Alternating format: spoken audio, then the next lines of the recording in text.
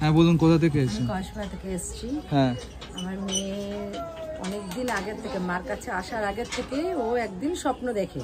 আচ্ছা, স্বপ্নতে দেখে যে একটা কালো ছোট্ট সাপ ঘরে ঢুকলো আমাদের। আচ্ছা, ঢুকে সিধা, আমি ঘুমাচ্ছিলাম বেডে, আমার গিয়ে আমার পায়ের উপরে পুরো পেঁচিয়ে বসলো। বসার পর আমার মেয়ে কি করলো, ওটা দেখে দৌড়ে গেল পেছনে, কেননা আমার মেয়ে জানে আমি খুব ভয় পাই কালনাগিনী সাপকে। তো মেয়ে দৌড়ে গিয়ে বললো, মেয়ে কিছু বলেনি, মেয়ে মনে মনে ভাবছি আরে মা তো ভয় পায়, মায়ের পায়ের উপরে কেন বসেছে। তো আমার ডগি আছে, আমি ডগিটাও পেছন পেছনে গেছে যখন আমার ডগিটাকে মনে হয় মেয়ে বুঝতে পেরেছে, মানে একটুখানি এরম করেছে।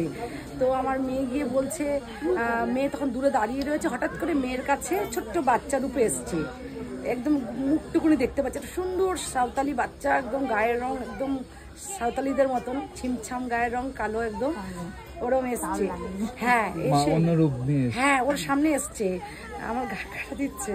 ও এসে আমার মেয়ে বলছে, তুমি আমার পুপুকে কামড়ালে, আমার ডগিটাকে কামড়ালে। বলে কই দেখ কামড়িয়েছি নাকি, তখন তাকিয়ে দেখে না তো রক্ত নেই। তারপরে বলে কি তুমি তা বলে তুমি জানো মা তোমাকে ভয় পায়।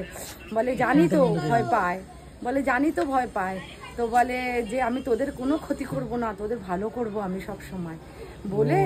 তখন মা আবার যখন বেরিয়ে যাচ্ছে, হ্যাঁ, যখন বাচ্চা মুখটা মানে নিচের টুকুনি দেখতে পাইনি, উপরটা শুধু দেখতে পাচ্ছে, মুখটাই খুব সুন্দর দেখতে নাকি, বাচ্চা বলছে 10-12 বছরে, ওই কালনাগিনী মা।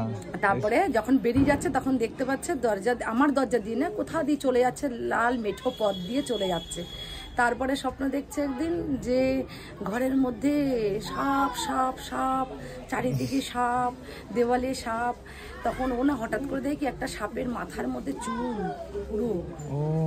পুরো মাথার মধ্যে চুল। ও দেখে মা বাঁচাও বলে চিৎকার করে উঠেছে, তখন ওর ঘুমটা ভেঙে গেছে।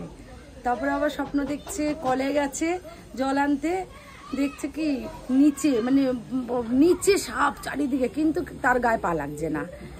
তারপরে আমরা খুব জাগ্রত, এই জন্য মা অনেক দিয়েছে। তারপরে আমার মেয়ের আমি একদিন হঠাৎ করে দেখতে পাচ্ছি মোবাইলে ছবি, দেখতে পেয়ে আমি বলি, মা তুমি কোথায় আছো, একটু যদি যে অ্যাড্রেসটা পেতাম তাহলে তো যেতাম। তারপরে অ্যাড্রেসটা আমি ঠিক 2-4 দিন পর অ্যাড্রেসটা পেয়ে গেলাম মোবাইল থেকে আপনাদের। তারপরে আমার মেয়ে এখানে একটা জায়গায় চাকরি করতো, কিন্তু অনেক জায়গায় যেন চাকরির চেষ্টা করছিল, কিন্তু ভালো হচ্ছিল না।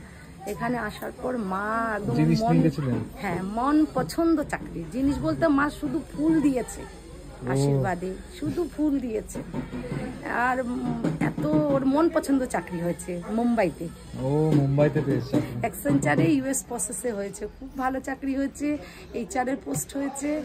আর পিক অ্যান্ড ড্রপ গাড়ি দিয়েছে ওকে আসা যাওয়ার জন্য। মা একদম খুশি করে দিয়েছে। তোমার মেয়েকে তাকিয়ে দিয়ে, হ্যাঁ চোখ খুলে তাকিয়ে, ওই যে ওর সাথে কথা বলেছি, জয় মা মনসা দেবীকে, জয় মা মনসা দেবীকে, জয় মা মনসা, জয় মা কালনাগিনী মায়ের জয়, জয় মা। মেয়ের নাম বলো? শ্রেয়া বিশ্বাস আর কাশ্যপ গোত্র। শ্রেয়া বিশ্বাস। ও বলেছিল মাকে আমি সাজিয়ে দেবো, মা এটা মায়ের শাড়ি, এটা তোমার শাড়ি, মেয়ে পাঠিয়েছে। ও বলেছিল মাকে আমি সাজিয়ে দেবো। কি নাম? শ্রেয়া বিশ্বাস। শ্রেয়া বিশ্বাস। মা যেরকম শ্রেয়া বিশ্বাসের কাজ করেছো, সব মেয়েদেরকে কাজ করবে, যেন পার্মানেন্ট হয়ে যাবে। আমি তোমাকে সাজার সামান পাঠিয়েছি, মা তুমি সাজবে মা, সব মেয়েদেরকে এমনি ভালোবাসো মা, সবাইকে চাকরি দাও, বাচ্চা দাও, সন্তান দাও, যার বোন চলে গেছে ওকে ফেরত করে দিই মা। আমার আরেক